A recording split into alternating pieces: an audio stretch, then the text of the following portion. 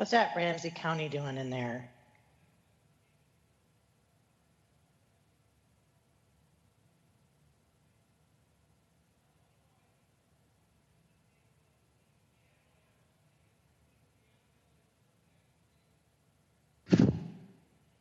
Morning.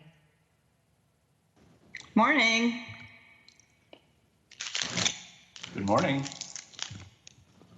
Good morning. Hey. Hi, Shane. Hi, Di. Morning.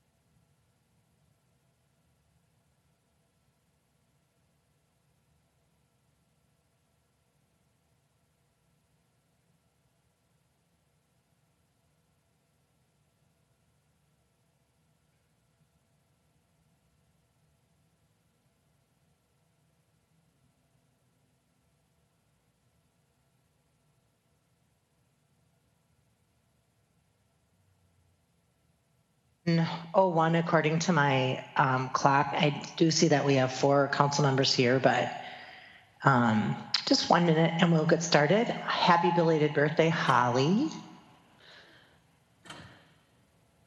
I'm I took Facebook off my phone.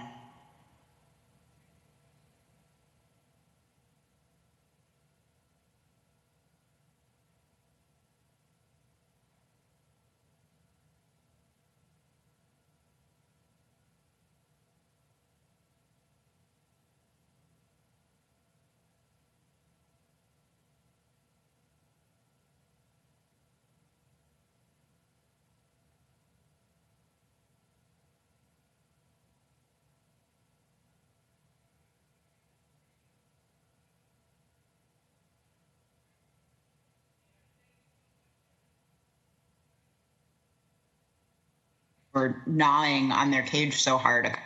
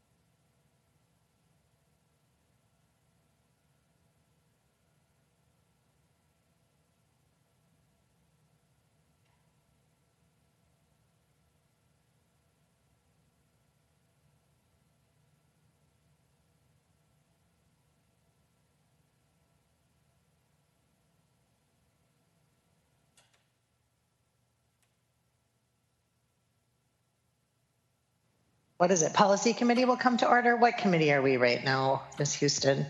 Org? Organizational committee. All right, so we'll call the org committee to order. Sometimes we wear many different hats, and we're just making sure we got the right one on today. We have 3 orders of business. The update from Fleet. Shane is here in the house to give us our update and perhaps the answer to our long-awaited question. When are police and fire going to become part of Fleet, we wonder? And we also have an update from Ms. Mormont on the progress of our kind of pre-reparations committee, and just to get a check-in on what work is happening there and what are next steps. And then we have other items if there are things that did not fit into the org committee meeting last week that we'd like to update. Just kind of a catch-all item on our agenda for sharing. So it's possible that we will be out of here quickly depending on how bad we pepper Shane with questions about fleets. So let us see how this goes. But we're going to start out by turning things over to Mr. Wurst to talk about fleet. Welcome and thank you for being here today. And I should just say, I'm sorry to do that. Ms. Houston, is there anything else you want to say to tee this up, the fleet conversation, or? Council President Brenman, council members, just welcome Shane and thank you for being here. This was brought up as part of the 2020 or 2021 budget process, is that we'd like an update on fleet. It's good work and we didn't have time at that time, and so we're glad you can make time for us today. All right, thank you. Welcome. Thanks, everyone. Can everyone hear me okay? Yep. Okay, great.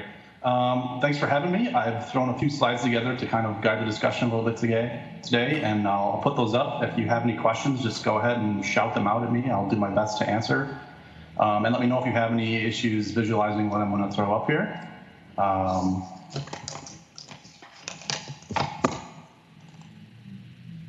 So can everybody see that all right? Yep, it looks good. And Shane, just so you know, I'll keep my eye on colleagues' questions. So just when you come to the end of a slide, if you just take a quick pause, I can just keep an eye on hands up so that you can focus on your presentation, and we'll try to roll that way. I think if we, to the extent possible, we'll try to hold our questions till the end unless it's pertinent to the slide that you're on. Just so that you can get, a lot of times we ask questions and it turns out you were just about to cover it. So we'll try to let you do your thing, but if there are questions that come up along the way, I'll let you know. Great, I appreciate it. Thank you, Council President. All right, hi everyone. Thanks for setting aside time for me today to kind of bring up to speed on some things that are going on with fleet. I put together just a handful of slides to kind of, like I said, guide the discussion a little bit. And again, if you have any questions, feel free to ask. So I just have a real concise agenda. Just want to briefly talk about the state of the fleet, talk about some of the projects that we've got going on currently and some status updates with those, and then also current initiatives. So I'm just going to jump right in here. First off, state of the fleet. As you know, we haven't officially, quote, merged with police and fire yet. And so I just threw a little slide together here to kind of illustrate a little bit of the differences between Public Works and Parks, who are now joined together as one fleet, and police and fire. You'll see one stark difference is the fleet sizes, and then also the average age. Public Works and Parks equipment is considerably older on the average. I wouldn't say that this is out of the ordinary. I would say, in fact, that's probably pretty typical for overall fleets, municipal fleets. I would also say that the police and fire average is actually a little bit old for police and fire, generally speaking, and the Public Works and Parks is pretty old for the average, industry average for Public Works and Parks. So that's been one of my main goals as the fleet manager, is to improve the overall fleet condition while reducing that average age. We have had success for the just over 2-3 years I've been here. In creating slow but steady increase in our capital replacement spending, because that's really how you rejuvenate the fleet, is you get rid of that old stuff and start replacing it with new, but at the same time making sure that utilization is where it needs to be, and that we're not keeping old stuff that is unnecessary to have around. And in addition to that, we've been able to increase some utilization across Public Works and Parks based on our ability to collaborate. Some of the big projects that we've had and the things that are going on. When I first started here, the biggest thing was, in addition to joining the Public Works and Parks fleets, was the fleet software. We had a 25-year-old fleet software system that was badly in need of upgrading. I'm happy to report that that's done. We've upgraded to the latest and greatest M5 fleet software. It's working wonderfully, and it's, just so you know, it is including all of the fleet. So Parks had about a 7 or 8 year lapse in data collection, so there's a long, big, open, gaping hole in their data looking backward. But as of about the last 12 to 13 months, we've been collecting all of their data from a fleet perspective at Parks. Public Works did the best job of collecting data, and then I would say the Public Safety Garage was also doing a pretty good job. And added into that group is the Police Radio Shop. As of about 6 months ago, the Police Radio Shop began utilizing M5 to track their work orders, and to be able to bill back to their external customers. It's an ongoing effort, and as I'm sure you all know, in any fleet or in any software system, it's a continual effort to keep that updated and to be making good use of the product. And in fact, we have ongoing projects right now, and internally and with the vendor, to continue to better utilize the software. It looks like Ms. Baker has a question. Yeah, go ahead. Could get you to. Oh, thanks. I think I just read more closely. So public safety garage would include both police and fire, right? I just saw police radio shop and. Yeah, absolutely. That's correct. So the public safety garage does all the maintenance for police and fire. So just a quick background on the PSG, the public safety garage is operated, quote unquote, by fire, and then they bill their services back to police and back to themselves. So all of police and fire data is being collected via the work order system, work orders that they're doing there.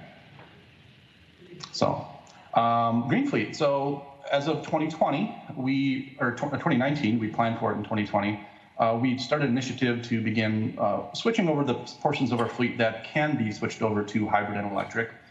And those it really is the passenger vehicles is the biggest area of opportunity there. Yes, the technology is coming along in other areas, but it's coming along at a much slower pace as would be expected, I guess.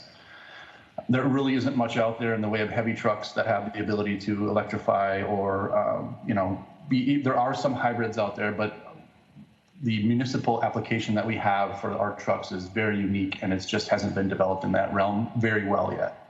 But as you all know, passenger vehicles are coming along at a very quick pace.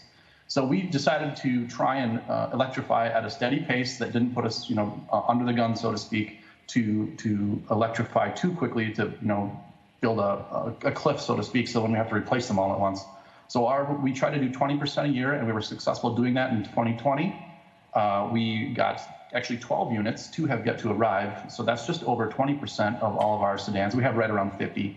And our plan is to continue doing 10 a year until 2024, when they would all be either hybridized or electrified. The reason we're doing an EV hybrid approach is because the infrastructure to charge all these EVs is also coming into place. And if we were to go to all EVs too quickly, we may run into a situation where we couldn't charge them fast enough. So that's just a little bit of background on that. We're in a good position to continue to do that in 2021 and going forward. Another thing we've done to try and green up the fleet, so to speak, is we've been successful in soliciting just over $500,000 over the past 3 years through various federal and local sources to replace high polluting diesel engines, and those would be in large trucks and large heavy equipment, off-road equipment. And we've done 10 so far, and we intend to do 2 more this year. And what that is replacing older, much higher polluting diesel engines with the newest, latest and greatest emissions technology, what they call Tier 4 diesel emissions, which are vastly cleaner than the previous models. And I don't know if you read in that line there, but it had such an impact that it's actually going to be between 20 and 20.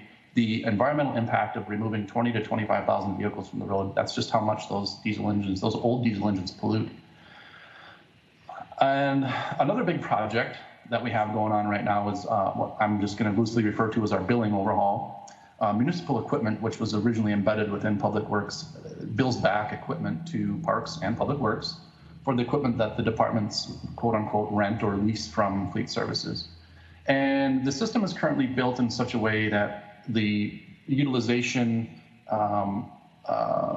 is billed back by, let's call it an hourly or daily rate. And also there's some things built into the rate that I don't think are appropriate to be in the rate. For example, fuel, and in some cases damage is built into the rate, so that users don't have to worry about paying a monthly fuel bill, they just pay the monthly rate on the unit. Well, that leads to incentivizing users to, one, try to use equipment less because it essentially saves them money, and the less they rent it, the more they save. Well, the city owns the equipment, we own it to use it, and that's what, that's one of the things I want to get away from is this, this rental model that incentivizes them to, track their usage. I just want to have the department own the piece of equipment and use it as much as possible. And the same for breaking out the damage and the fuel. Damage is something that the departments have the ability to control by, training operators and, emphasizing safety. And the same for fuel. Fuel is another thing that the departments have the option to control by, optimizing their routes, by idling the vehicles less, things of that nature. So that billing overhaul is just on the cusp of being proposed to accounting folks, and we're hoping to get it in place for 2022 for Public Works. And it will be a little bit bigger challenge because of the with parks specifically, because of the data gap that I mentioned. There's about a 7-8 year gap in data for parks, so it'd be difficult for us to build very accurate lease rates for them without knowing their historical maintenance costs. But as we gain more data and as we continue to move forward in M5, that will be a goal. Before you move on, just a couple quick things. I have a question about the grant funding. I think that is fantastic and like a great way to maximize our city's resources by finding grants to help us trade out these high polluting old, diesel engines that might have been just fine for use 20 years ago, but simply are unacceptable today. Is that something, like in my mind, I was like, well, having a fleet manager that's overseeing our entire fleet is probably facilitating this type of, grant writing and seeking of outside sources. But is that something that we've always done, or is that new to our fleet system with you in this role? The initial VR grant application was initiated just before my arrival, and it came to fruition as in we actually started acquiring the equipment while I was here. But yeah, it was initiated prior to my arrival. But it's something we're not going to stop doing. And in fact, I don't know if anybody's familiar with the VW settlement, the Volkswagen settlement. Yeah. There was a lot of money that was attained, and that money is almost exclusively going back to reducing emissions in all forms. And there looks to be a continued access to this kind of money and these type of grants going forward in the near future. That's great. I was like, I don't know what a VW grant is, but yes, I do now that you pointed out what that's for. The other thing I would just say is that I appreciate your comments on the billing overhaul. When you started rolling that out, I was thinking, is this system a disincentive for use of the vehicles, exactly like you said, that we own? And so trying to figure out what is the smartest way to, acknowledge and give credit for or charge for use makes sense to me. But also the goal shouldn't be to cut corners and do the minimal amount of work with a certain piece of equipment to try to save some dollars. Obviously, it should be work driven. And so I do appreciate the kind of the thoughtfulness that you're putting behind that program. And also just where we build in incentives, it's not for not using, it's for efficiencies with fuel. Or, I just wanted to say I appreciate your comments on that section.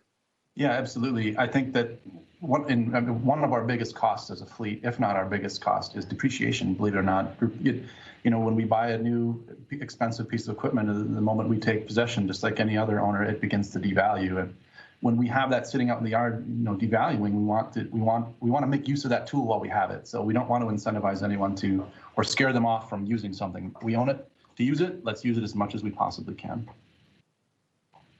Thank you. All right. So some of the other initiatives, public safety garage merger. Discussions have taken place with fire. I've spoken with both chiefs.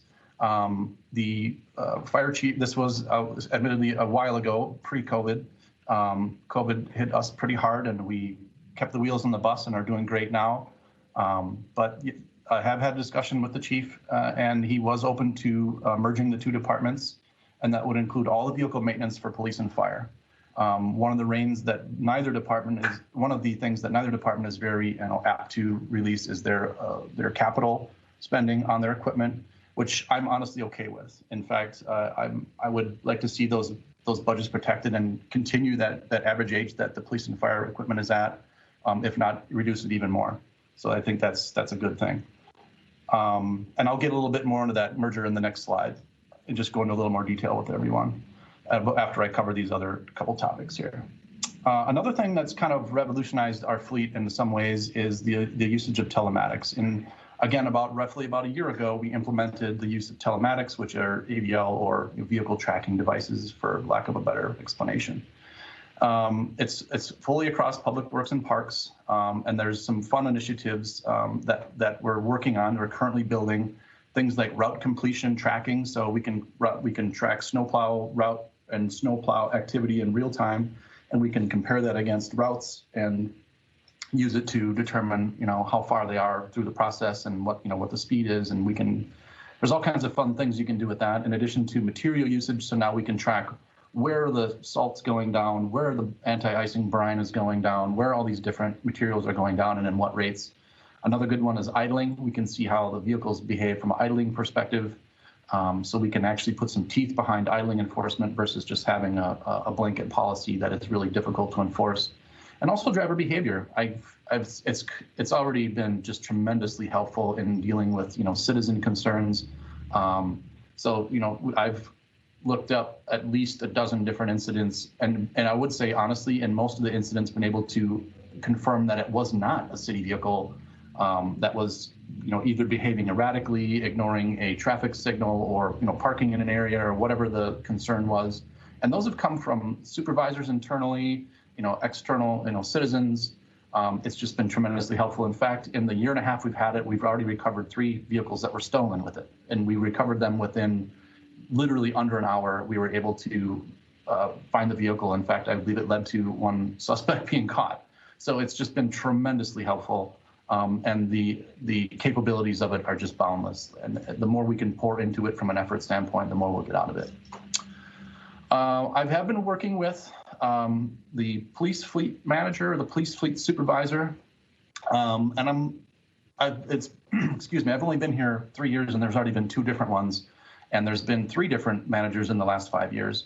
It's a position that has had struggled for continuity, and that makes it really difficult to be effective in that role because the person that is put into that position, it takes them a year plus just to get up to speed and be effective in managing all those vehicles and understanding the ins and outs of procurement and shop management, all the other things that go on. So I'm trying to work with PD on exploring the possibility of finding a person to fill that position that can improve the continuity and get better knowledge transfer coming into the spot and can stay in it for a longer period of time. It seems to have a lot of turnover. And just a quick question on that. Yeah. Is it a position that is currently held by a sworn officer, or is that a civilian position? It is a sworn officer, yeah. And I think that's an important factor. I don't know how important, let me rephrase that. I don't know how important of a factor that is from a fleet management standpoint. In fact, I don't think it's necessary at all from a fleet management standpoint. But it may be important to police to have somebody who's very tied in and has a lot of, extensive knowledge about police operations, which I also think is very important. But I also believe that it's possible that you could fill that position with someone that could get up to speed on the police operations and stay up to speed on both, including fleet and police. And they're going to have to work very, very intimately with police and their operations because they've got data sensitive things, they've got privacy sensitive things, they've got so many different operations that they certainly need a dedicated resource in that role. But I just think it needs to have more longevity and more continuity. Right. No, I appreciate that's exactly what I was kind of expecting you to say, that the role sounds like the depth of knowledge and continuity in service in that role would probably be much more beneficial than somebody who's got a sworn officer, but that you're churning through one every 4 months or so. Because the knowledge is embedded in the police department. So, right. and those are, we've been asking similar questions about, IT work in the police and fire, where do we need sworn officers, and where can we use civilians in those positions and maybe for a better fit. I don't know anybody who went into the police academy thinking, I want to manage police car fleet. I just don't think so. So thank you for that information. Ms. Naker has a question. Yes, go ahead. Thanks, Council President. Just a quick follow-up. So would that supervisor position still be necessary in the situation of a merger where police and fire came under your supervision? Absolutely, yeah. There's so many daily ins and outs that this position needs to handle. Yeah, it's absolutely necessary. Okay. The last one on this slide is maintenance facilities evaluation. So including, when we take the public safety garage into account, there's actually 3 maintenance locations. So there's one in 891 Dale. That's the Dale campus. There's another, which is the largest and the most capable from a facility standpoint, There is another at 1100 Hamlin at the Como facility for parks, and that is also that facility is very antiquated and disjointed. It's in multiple sections of the building that are a great distance apart from one another. Although it's capable of servicing its current needs. And then the public safety garage, which is the furthest in disrepair and the most in need of right sizing to fit the fleet. And I think a merger could do we have the potential to shift some things around, or we can get some of that bigger equipment into a bigger shop, et cetera. But that would require a lot of logistics, personnel wise and facility wise.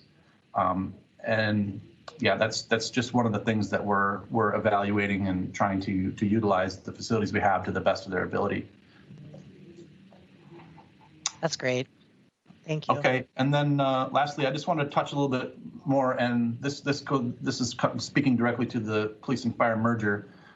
So some of the things that I've learned just living through the process of merging public works and parks is there is a lot of tentacles.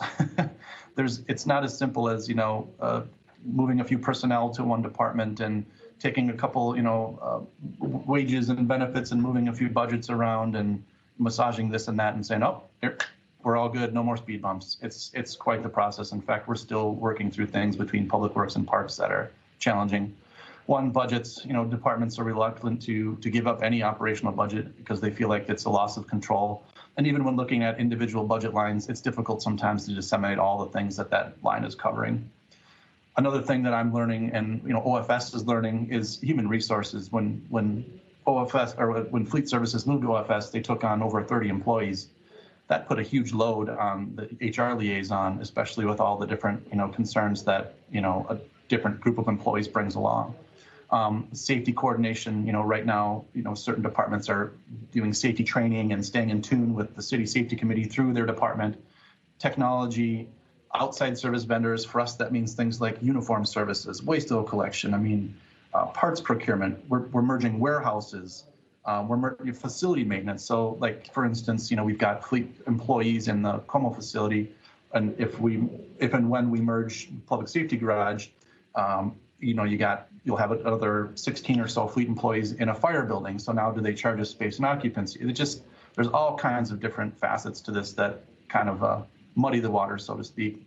Another thing specific to the public safety garage is they're so entrenched in fire operations as well that they do a lot of logistics for them. They do a lot of logistics with finding equipment that's specific to fire services.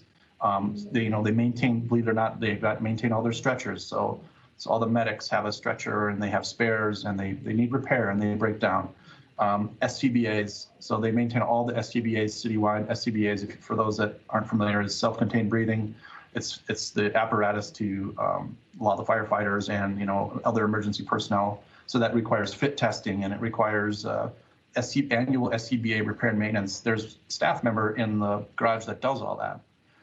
Now, that's not to say that couldn't also be done by fleet, but it's just another really, complicated thing to work through. Or does it look like that responsibility and those tasks go back to fire? And then again, turnout gear. So the public safety garage staff they do all the logistics too. So that means they acquire all the fire hats and the jackets and the bibs and the fire boots and all the stuff that they use. They send it out for repair, et cetera. So, and then the last thing is change management. Everybody is unfamiliar with how, as humans, we resist change.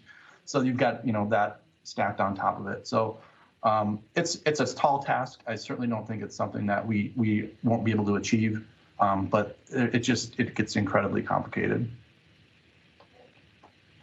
It also seems like as you're talking about this, it also seems like there's probably like a pendulum in systems like city government, where at one point, everything is centralized, and then there's this idea that if we, that there might be some efficiencies if we do it in our own, everyone does their own thing, and kind of a pushback on the sharing, when we're talking about like sharing a fleet and, we get too far over to this side, and then I'm imagining that if we track this over time, that things go back and forth. We were having similar questions, about painters and carpenters who do work for specific departments, as opposed to like having a department of, a maintenance department that does all cities maintenance. And I suppose that there's benefits to all ways, and it's just a matter of like, where are we headed? And I think that one of the reasons why consolidating many of these things makes sense now is what you were talking about earlier, and that's technology.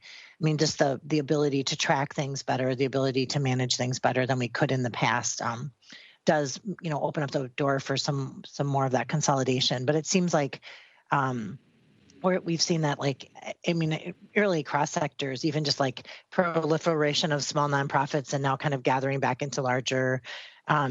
It's interesting to when you're talking about things like, that's not fleet related support, but things that are somehow tied into the fleet piece, and the need for specialists in those areas, but also having a uniform method for managing the equipment using the same data platforms, et cetera, is probably the direction we need to be headed. Yeah, I see Ms. Naker has a hand up. Yeah.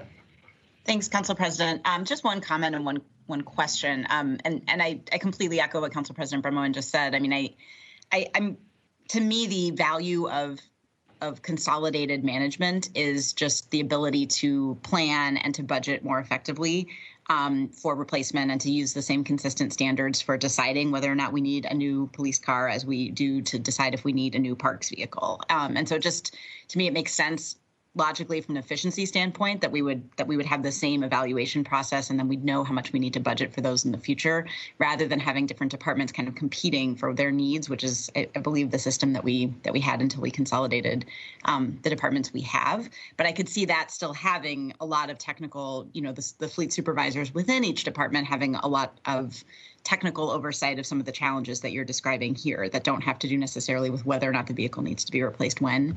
And I guess the question is just, are you saying that we are still moving towards this consolidation as a goal, and these are some of the challenges that are making it take longer? Or I think that's what I heard you say. I just want to confirm that, as opposed to it's likely not going to happen or not going to happen for a long time. No, thank you, Council Member. Yeah, we were absolutely moving forward with this as a goal. This is something we're continually striving towards. In addition to improving the current, centralized fleet between Public Works and Parks, which is an ongoing process, as I mentioned, still untangling things. Merging with the PSG and getting the police and fire fleet into fleet is definitely a goal, and we're still charging down that path. Thank you.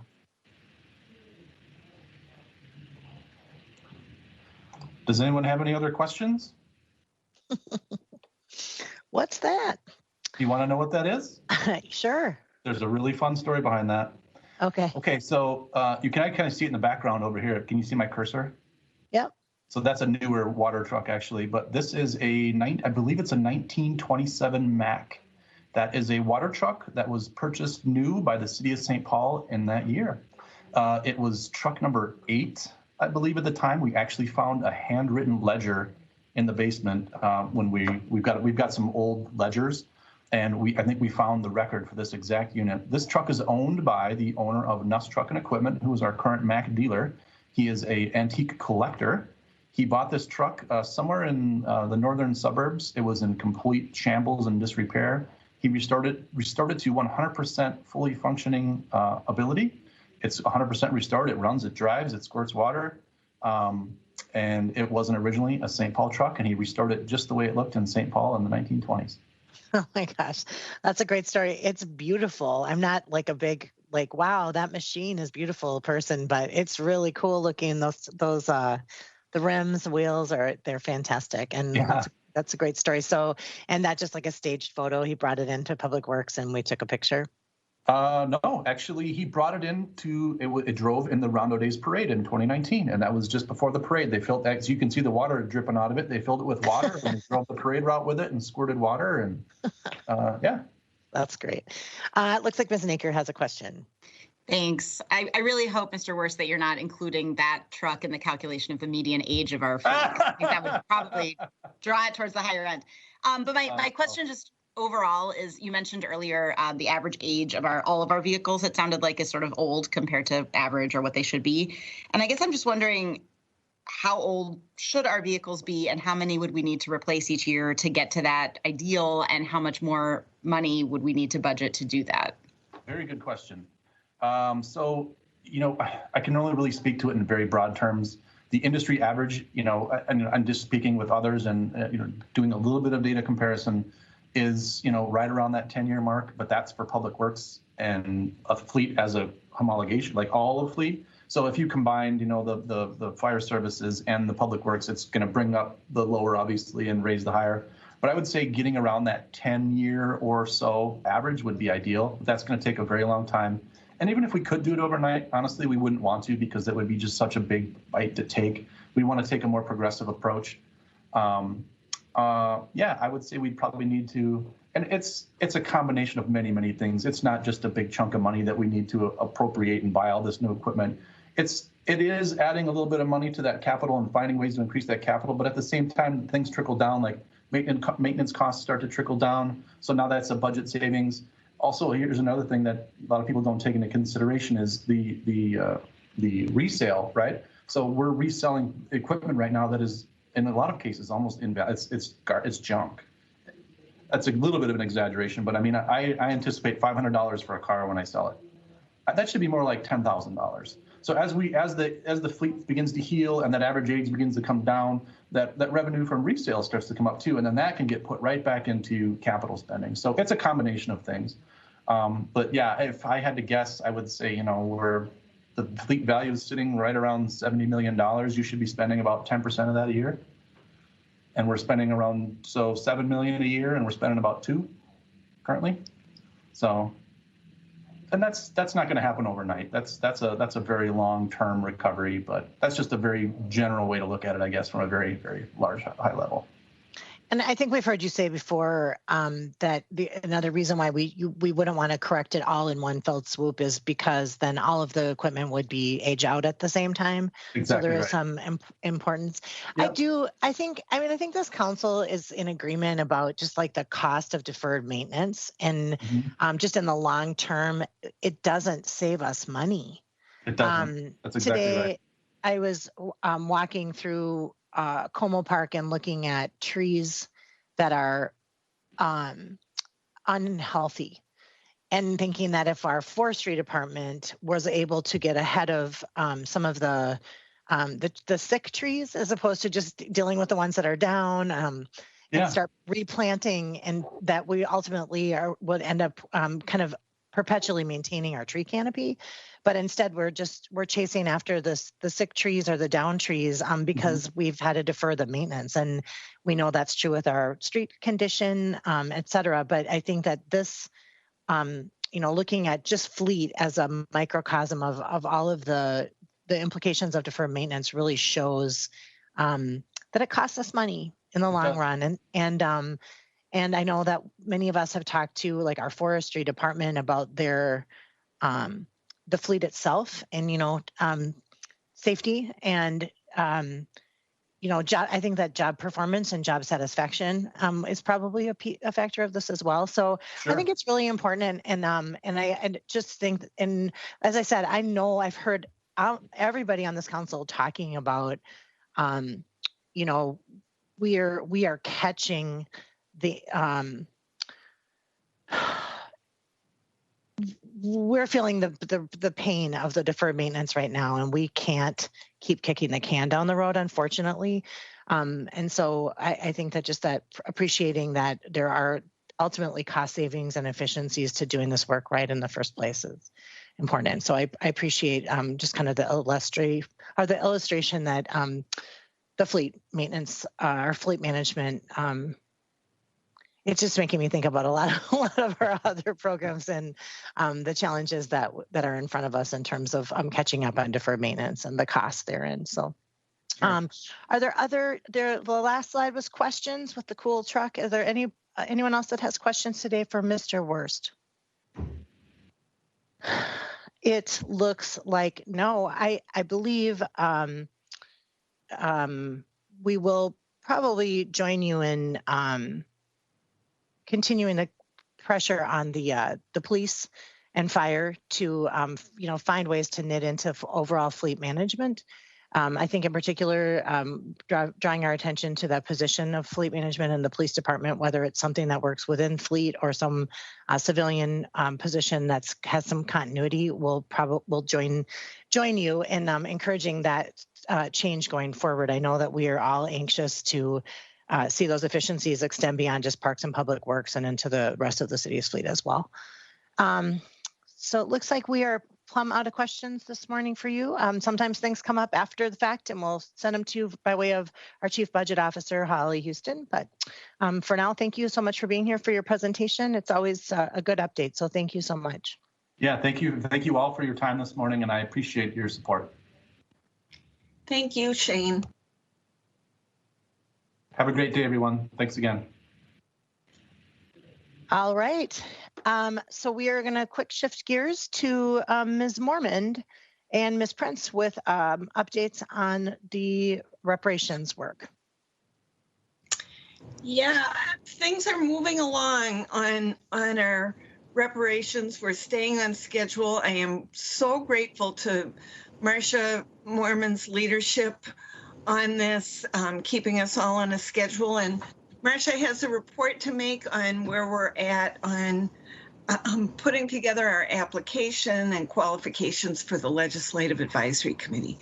So Marcia, if you could present. I would be happy to do that. What we've been working on and what I wanted to share with you, according to the work plan, we wanted to have the council sign off on the application to be a member of the advisory committee. I had originally envisioned bringing this forward to City Council at the beginning of April. As I've been working through this and as there's increasing community awareness of this advisory committee, I think that it would definitely be in our interest to get it posted sooner than later so that we are looking at a longer application time period, and that when people hear about it, they don't have to wait several weeks for something to pop up on the city's website, and maybe they remember and maybe they don't. But as they hear about it, they can go to the website and make application to be a participant. In the work plan that the council reviewed last month, it was outlined that decisions about who would be on the advisory committee are obviously made by the city council. And in this case, it would be with the advice of 3 council members who would volunteer to help review applications, as well as the 2 co-chairs of the committee who will be selected prior to the balance of the committee members. I sent out an email and outlined what a couple of my thoughts were, where I definitely wanted to touch base with you guys on, and otherwise I think that it's pretty much ready to go. The first area that I wanted to just confirm that the council is okay, it has to do with the advisory committee member characteristics. And this statement is: the council intends to establish the Legislative Advisory Committee with membership representing multiple perspectives, likely including K-12 education, post-secondary education, faith, community activism, business, labor, and health, as well as seeking historians and economists. Both adults and youth members of the community may apply. Applicants should demonstrate a strong interest in improving St. Paul and commit to attending all meetings. The language, by and large, is pretty, I will say generic. That's not quite the right word. But the part of this that is different is that we've put youth as being able to apply. And that isn't something that has been used in advisory committees that I've staffed in the past. It was an idea that came up. An idea like a popcorn kind of an idea, but that I wanted to put in front of you as something that is different. Also not in this listing, is there any expectation that there's definitely a seat for each of these categories, but rather this is the variety of kinds of people who are being sought, and giving some latitude to those who are reviewing applications. And also, it's pretty likely that some of your applicants are going to meet more than one of these areas. And so seeking feedback, and if you have any concerns about youth applications for the group, and also noting just for the public that this is the advisory committee whose primary mission is going to be establishing an ordinance which would put together the commission considering reparations. So this is the drier, if you will, kind of undertaking of the two. This is the creating the framework grouping, not ultimately the grouping engaging the subject matter deeply. This will engage subject matter at sort of a medium level in order to build ordinances. Is the council okay with the language, or would you like to see this language modified, is my question.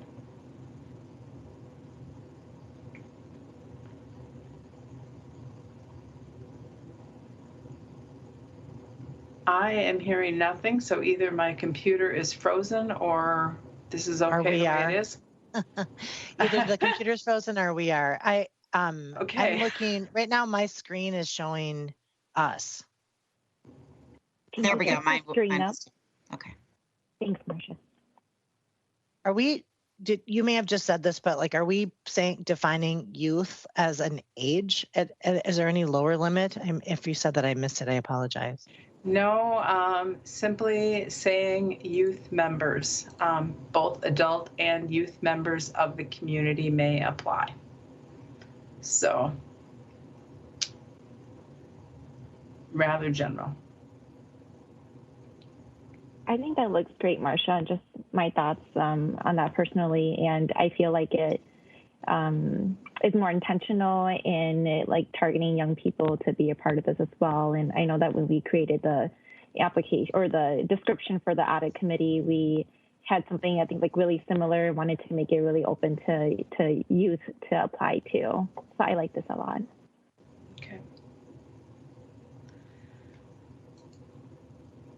All right, hearing nothing more, I'm going to move on. The leadership and staffing is something that the council approved previously, that the council will select the co-chairs, and those conversations are, I believe, going on. St. Paul residency is a different, excuse me, I'm putting in preferred. And this has been the way legislative advisory committees I've staffed have happened in the past, that people who meet the characteristics we just walked through, whether they are from the faith community or education community or so on, we would definitely be looking at people who are invested in the St. Paul community. But it may be that, for example, someone is the pastor of a church in St. Paul, but their residence is in Maplewood or in Minneapolis. So there's a heavy investment in St. Paul, but it may not mean that their home is there.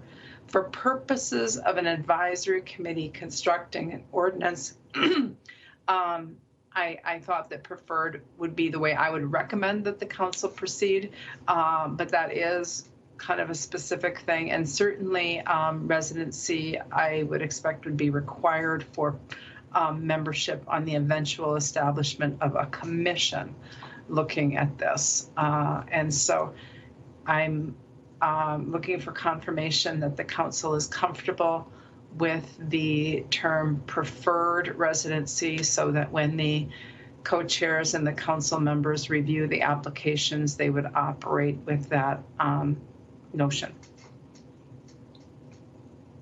I like it. I'm looking to my colleagues to see if there's any other reactions. I like it. Okay. The last thing that I wanted to run by folks is the issue of stipends. And I think the very nature of talking about reparations dictates that stipends have to be addressed in a very intentional kind of a way. I did check to see the stipend level that other city boards and commissions were operating with. And by and large, stipends are $25 a meeting. Now, there's certainly a different volume of meetings for someone who meets quarterly on a particular commission versus someone on the planning commission who may meet every single week or even twice a week if they're on the zoning committee. But that is the level 25. The Performance Audit Committee offers $30 a meeting. And finally, OFE has a Citizens Advisory Group, which has $50 a meeting. I am recommending that this work is most similar to that work, and therefore that a $50 stipend per meeting would be the appropriate level. And looking for affirmation that that's the way the council would like to move forward, or if there's a different level that you think would be appropriate. Do you have like an idea of, if there's a number of members and a number of planned meetings, what that number would come to? What's the fiscal note on that recommendation? Right now, establishing the schedule for meetings is something that we have in our work plan happening in May with the co-chairs putting to May and June, where the co-chairs would establish the work plan and the schedule. Typically, the advisory committees I've staffed meet once a month or sometimes twice a month, and that may vary actually according to the kinds of activities going on. There could be a public meeting happening one month as well as this regular committee meeting. So I can also say that for all of the advisory committees that I have staffed, although stipends have been made available, people haven't actually filled out the paperwork to get them. The paperwork has been provided, but it hasn't been something that people have sought, which may be because they view this as a part of the kind of work that they're engaged in, either as community work, as a volunteer, that they would say, this is my time I give for this, or that they may say this is a part of how I view my professional role. Because again of the nature of the work, would strongly encourage membership to apply to receive a stipend. But I would say that that is a balance in the calculation of what the fiscal note would look like. This would apply to July through December of 21, and then January through June of 2022. Yeah, and to be clear, I think it's a perfectly appropriate recommendation. I think sometimes understanding like what the maximum that could actually be is, doing some just quick calculations, it's like it's under $10,000, based on nothing. But I just think that it's helpful. Like this is what we're at the Globe, and probably would be less just based on what has happened in the past. Just to put that into context. So thank you for your answer. I see Rebecca, Nelsie, then Jane. Thanks, Council President. I think the stipend is absolutely essential. I think the amount seems reasonable. However, I do feel like we don't have great data on which to make some of these decisions. I know that Chair Prince and I on the audit committee, along with Councilmember Tao and Yang, sort of wrestled with this question of how much we should provide as a stipend for the audit committee, and kind of tried to calculate about, roughly hourly compensation for the time plus possible transit, childcare, and kind of came to 30.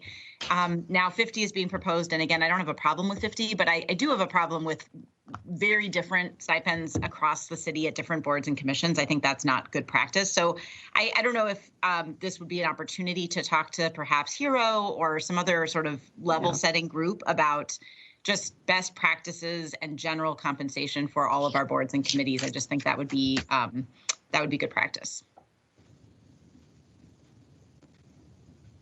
Yes. That struck me as well when pulling these numbers together. Yeah, definitely. There's a definite discrepancy there. Ms. Yang and then Ms. Prince. Thanks, Council President. Marsha, I also think the $50 is a great start to this. Can you share again, like what budget do the stipends come out of?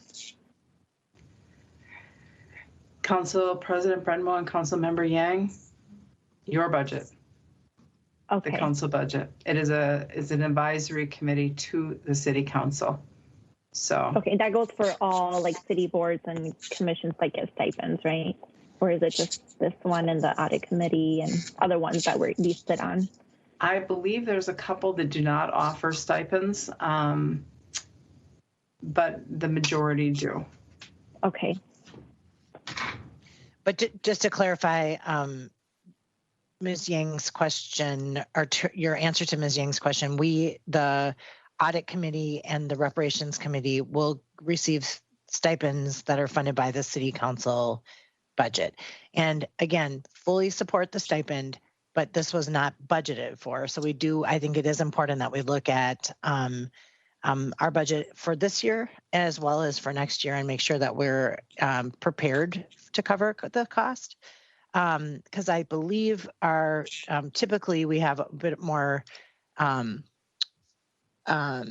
flexibility by the end of the year with our budget than it's shaping up currently this year. I think we can cover the stipend, but as we go forward and other costs are accrued for other items, it's only March. So just something to keep in the back of our minds. Our council budget is smaller than it has been in the past due to COVID, et cetera, and other expenditures like the audit committee that we've added without expanding our budget. So it's kind of biting into what we would have been able to use to like close the gap in the past. But at the same time, in speaking in support, but just recognizing that the full council budget is something to keep in the back of our mind. Ms. Yang, did you have more questions on that? Nope. All right, Ms. Prince. I completely agree with the discussion to this point about working with HERO or developing some kind of a policy on stipends, because I know when we talked about it for the performance audit committee, we were thinking in terms of people potentially needing to take time away from work, needing childcare, needing transportation, and it was based on that. I also appreciate the fact that,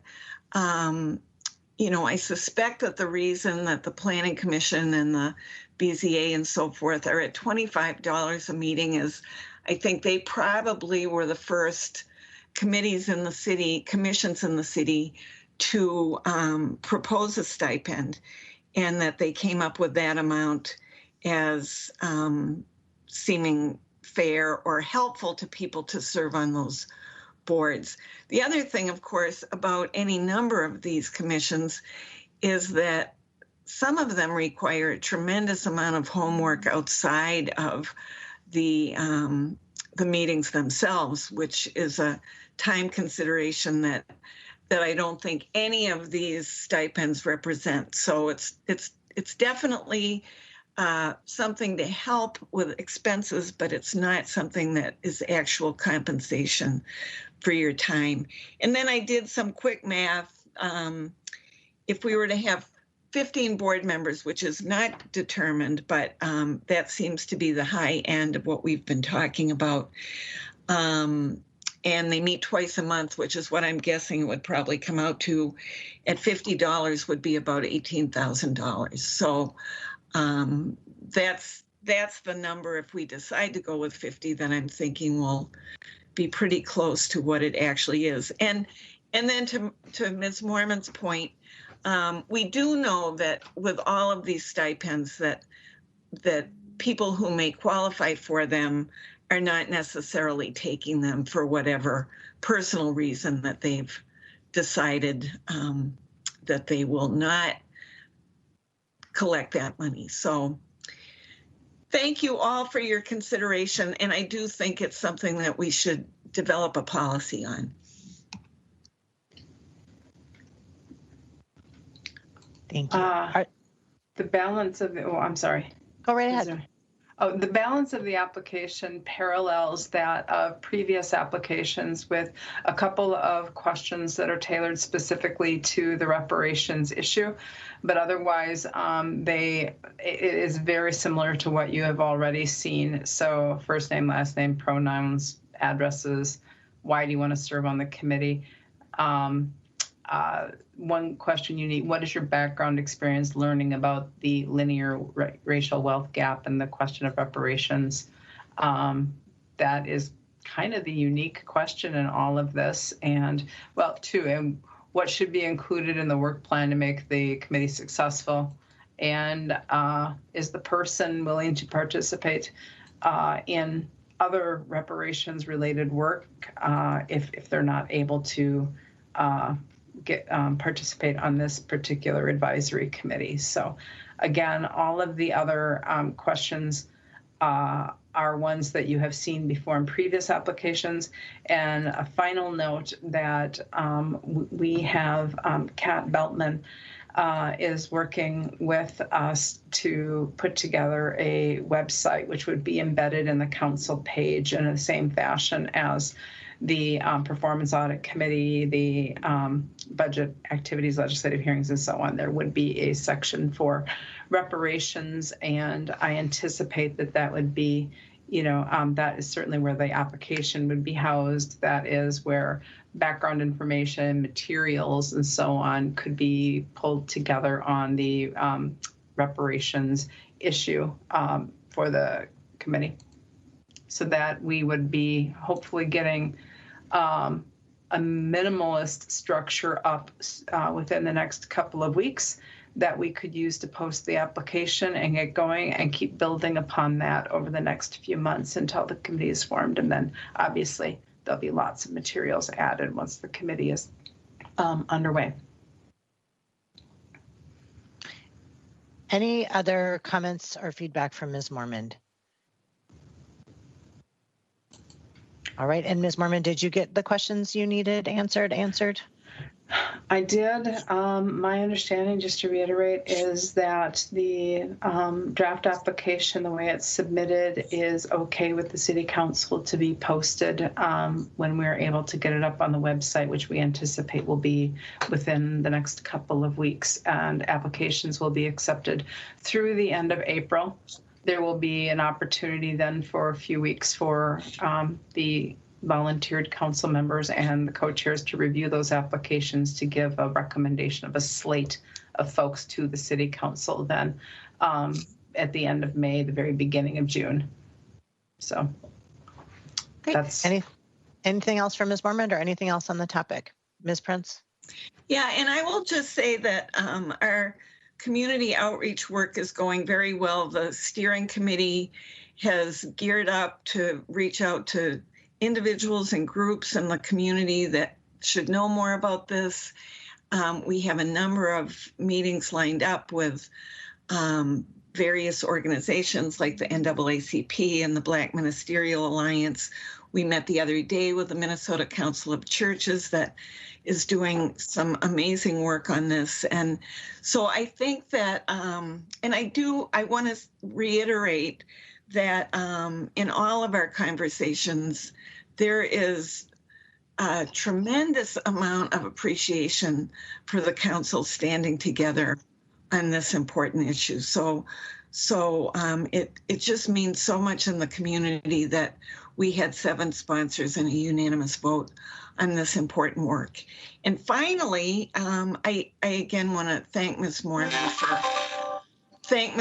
for creating the framework and schedule that is keeping us moving along. It's really appreciated.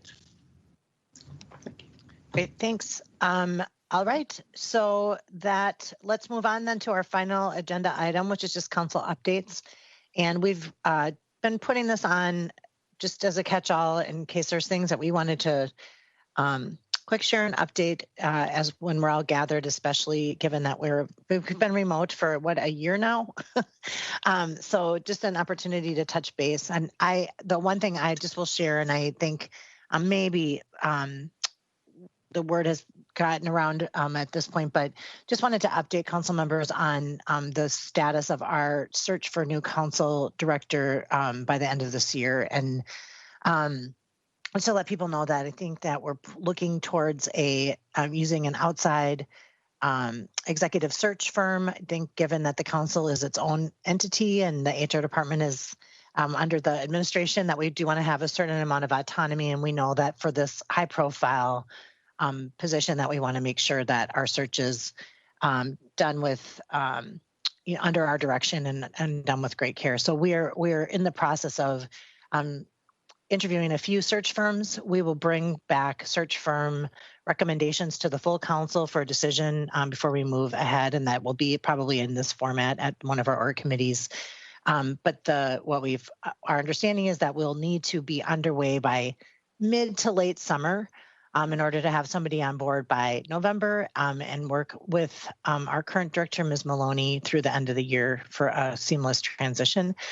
So that will be coming, and it popped into my head today because that is also another unexpected council expense that it adds to the ledger. So I'm thinking of these things. And so maybe one of the updates we'll have at an upcoming meeting is just an update on our council budget. So we're all aware of where that stands this COVID year.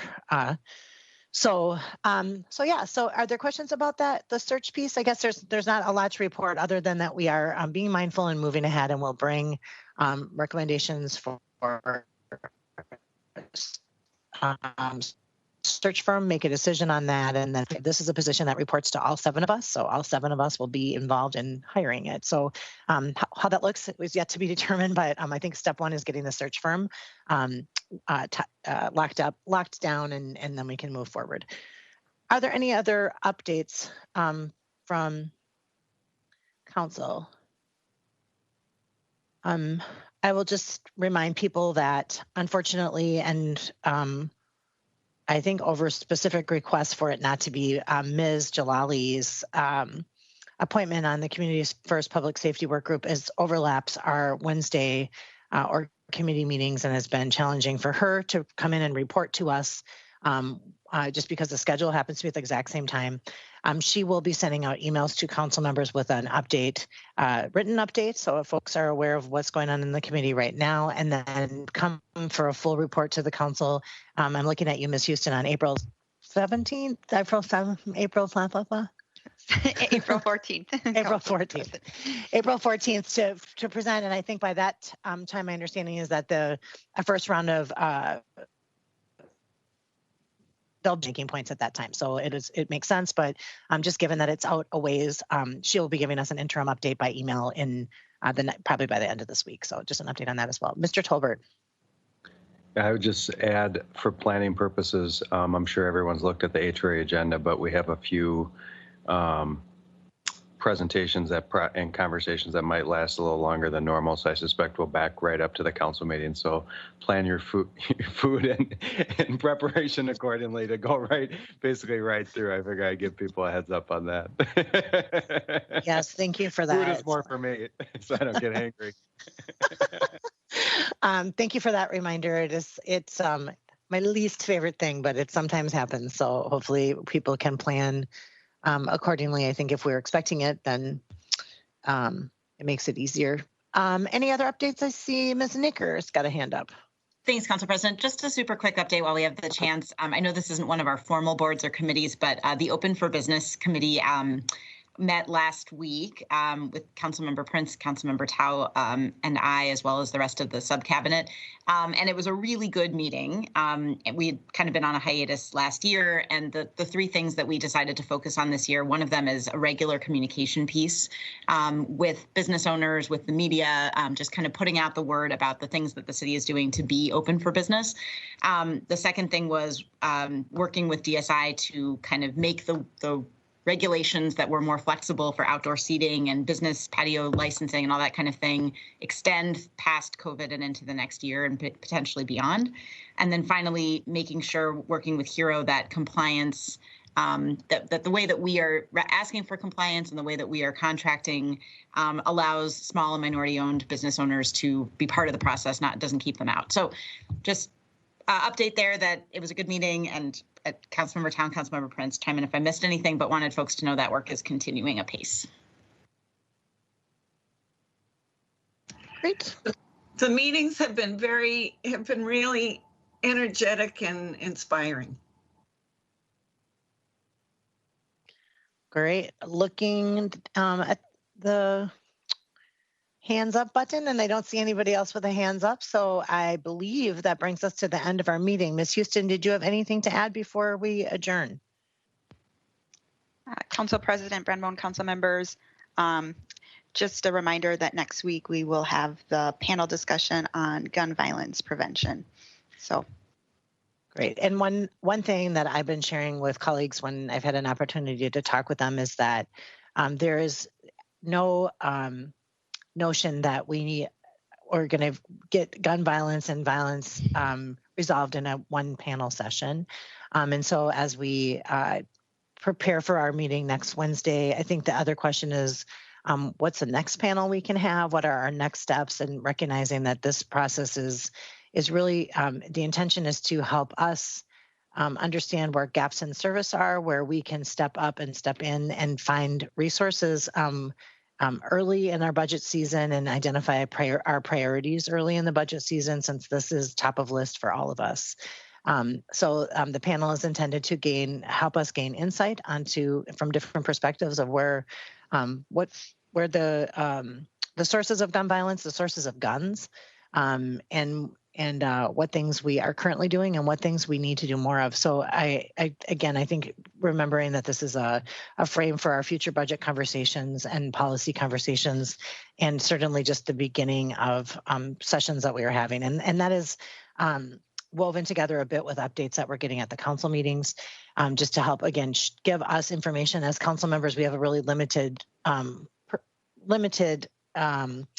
insight into what's happening in all the different social service organizations and the judicial system and the prosecutors and even in our own police department. So just helping us get a full breadth of knowledge as we go into our policy making. So, but again, please be thinking of what is our next discussion following Wednesday, and not that it's a one and done type of conversation.